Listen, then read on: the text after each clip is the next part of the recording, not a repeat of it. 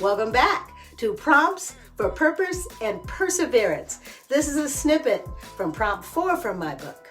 Procrastination perpetuates, being imprisoned in the past. Now you've heard it before. Never put off until tomorrow what you could do today. But whether it be a short-term or a long-term procrastination, we are all guilty of this at one point or another. Even research has shown that on an average, people waste, get this, 218 minutes per day procrastinating. Guess what that adds up to? 55 days a year. Now, have you thought about what circumstances might you find yourself putting off until later? Are you already wondering how procrastination perpetuates being imprisoned in the past?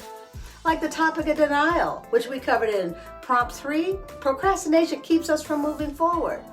If a problem or a task is getting chucked by the wayside while you tackle something else, a part of you is still existing within that time frame when the problem or the task presented itself.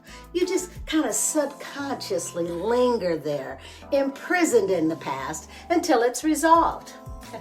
Guess what? Chances are that while you are reading this or listening to this, you can bet there's something else that you've put on that back burner instead.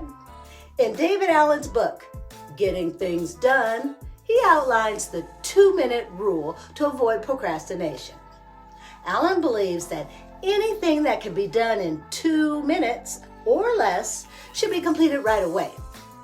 This can also be applied to long-term tasks. If they are broken down into smaller 2-minute tasks or steps in order to make the project more manageable. Now, let's take the avoidance of exercise or doing household chores and tasks for work occur due to the sheer enormity of the challenge.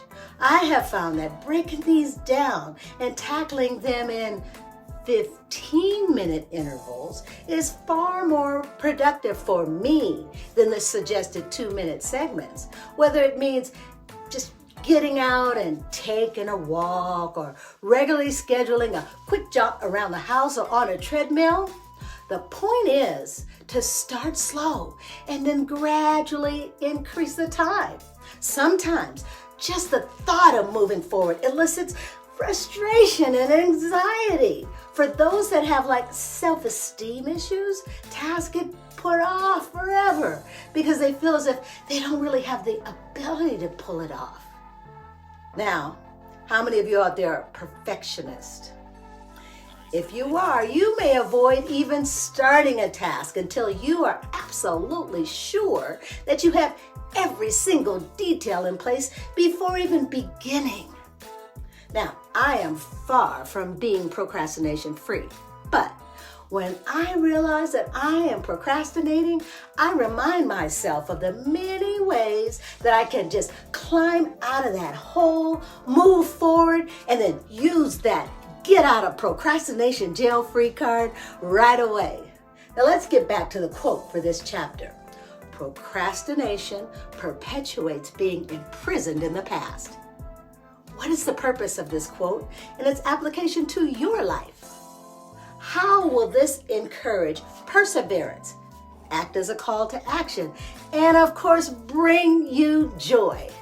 Now, join me for another sneak peek into my newest book, Prompts for Purpose and Perseverance, as we ponder our own personal and professional best buy dates. You can also revisit my previously published content on my website, Larson's Legacy Bank, or you can catch it on YouTube at Gail Larson 8722. Can't wait till next time.